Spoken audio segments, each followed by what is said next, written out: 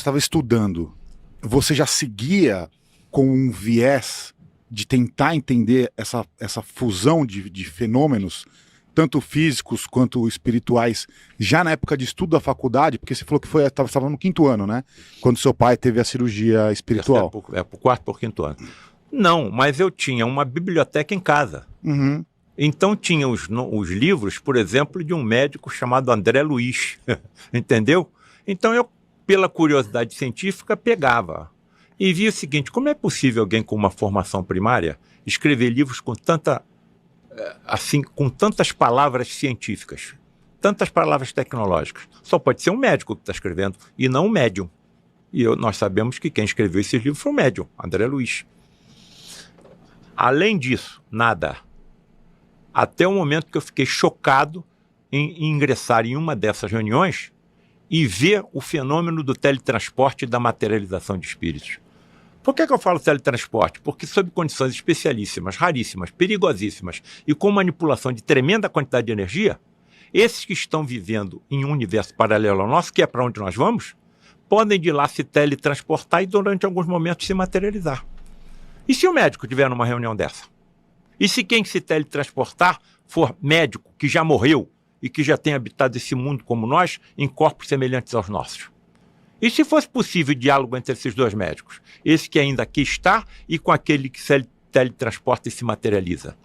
E se tais diálogos se prolongassem por 40 anos?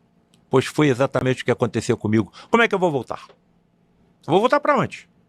Eu não tenho mais condições. As convicções que eu cheguei são inabaláveis. Se eu não tivesse chegado a essas conclusões, insisto, vocês nem saberiam que eu existo. Provavelmente é por isso que eu estou aqui hoje. Você pode dar detalhes dessa reunião que você... Pode. Essa primeira reunião? Eu queria que você explicasse exatamente o que aconteceu, como é que foi, como você chegou lá e o que exatamente você viu. Bom, para que tal fenômeno aconteça, há necessidade de exigências físicas e químicas. Por exemplo, a ausência da luz. Porque os fótons da luz natural e a luz artificial afetam a energia que se desprende de um sensitivo denominado médium de efeitos físicos. Insisto, raríssimos na história da humanidade. Indivíduos que entram em transe, desmaiam, muito provavelmente relacionado com a grande produção da melatonina, o hormônio do sono produzido pela glândula epífise. E quando estão nesse estado sonambúlico, começam a expelir pelos orifícios naturais do corpo, principalmente boca, nariz e ouvido, uma substância energética presente em todo ser vivo e que foi batizada por um prêmio Nobel de Medicina chamado Charles Richet. Ganhou o prêmio Nobel porque descobriu a resposta anafilática humana como ectoplasma, que está em todo ser vivo. Nessas reuniões, 70% da energia sai do médium que está desmaiado dentro de uma cabine. Os outros 30% da assembleia que o acompanha e da natureza que rodeia o local onde isso está acontecendo. Dentro das imagens que eu trouxe para vocês, está o Santuário do Lar de Frei Luís, no Rio de Janeiro, incrustado no meio de uma floresta. Incrustado no meio de uma floresta. Bem, o meu pai como médio vidente, via biólogos técnicos recolhendo, pela evidência dele, energia das flores, das raízes, dos troncos, dos animais e carreando para dentro da reunião. Agora, nós temos algumas coisas extremamente importantes a serem ditas. Estamos vendo ali o santuário, ali já está passando ali. Aqui é o Lar de Frei Luís, uma fotografia aérea. Passa o próximo. Olha lá o santuário incrustado no meio de uma floresta. Guru, Alexandre, por que alguém construiria tal estrutura no meio de uma floresta no alto da montanha? Quanto custou isso? Para quê? A não ser que algo extremamente importante ali aconteça. Certo? Doutor Paulo César, o senhor está dizendo que essas reuniões acontecem na escuridão? Sim. Então como é que o senhor vê um espírito materializado? Porque quando ele sai da cabine, perante todos os que estão presentes, ele sai emitindo luz pelo seu corpo e pelas suas vestes.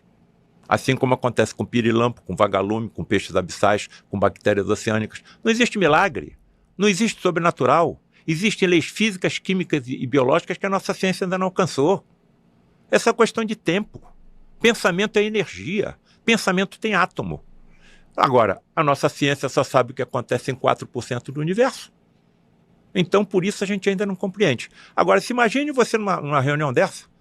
Estamos na escuridão. Primeiros fenômenos. Clarões partindo das cabines onde estão 2 médiuns em transe.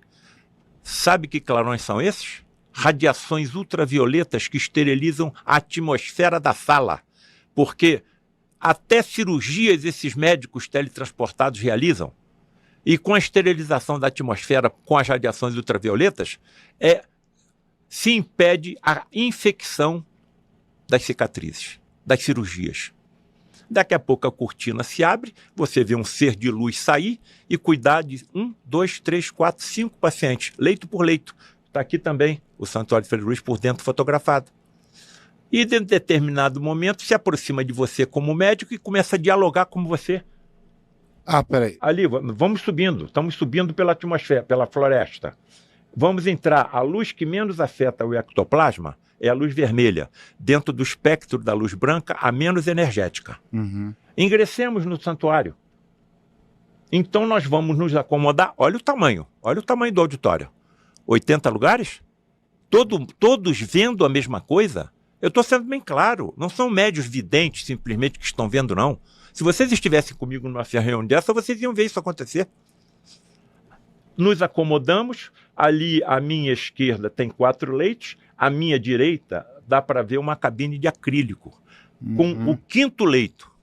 Guru, Alexandre, na cabeceira desse 5º leito, dentro dessa cabine, eu fiquei sentado durante 40 anos. Estou lá até hoje. Os fenômenos se interromperam em novembro de 2015.